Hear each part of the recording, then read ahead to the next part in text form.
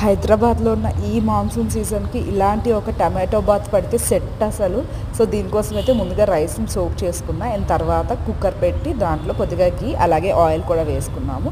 And దీంట్లో జీలకర్ర పొడి మసాలాలు లైక్ ఇలాచి అలాగే క్లోవ్స్ అండ్ దాల్చిన చెక్క కూడా వేసుకోండి. ఇవి ఒకసారి చిటపట్లాడాక ఉల్లిపాయలు అండ్ పచ్చిమిరపకాయలు అయితే వేసుకోండి. నేను ఆల్రెడీ వేపిన జీడిపప్పు అయితే వేసుకుంటున్నాను. మీకు ఒకవేళ పచ్చి జీడిపప్పు ఉంటే ముందుగానే వేసుకోండి. అండ్ దీంట్లోనే కొద్దిగా అల్లం వెల్లుల్లి పేస్ట్ కూడా వేసి టమాటో ముక్కలు అయితే వేసి బాగా మగ్గనివ్వండి. ఇది ఎంత బాగా మగ్గితే టేస్ట్ అంత బాగా వస్తుంది అన్నమాట. ఇప్పుడు దీంట్లోనే కొద్దిగా పసుపు, ధనియాల పొడి, జీలకర్ర పొడి కూడా వేసి ఒకసారి కలుపుకోండి. ఇది కలుపుకున్న తర్వాత మనం ఆల్రెడీ సోక్ చేసిన రైస్ని కూడా వేసి వాటర్ అయితే వేసుకోండి. మీకు పొడిగా కావాలంటే వాటర్ కొంచెం తక్కువ వేసుకోండి, పర్వాలేదు. ఎలా వచ్చినట్టు కొంచెం సరిపడా వాటర్ వేసుకోండి. నేనైతే 1 కప్ ఆఫ్ రైస్కి 2.5 కప్ ఆఫ్ వాటర్ అయితే వేసుకున్నాను.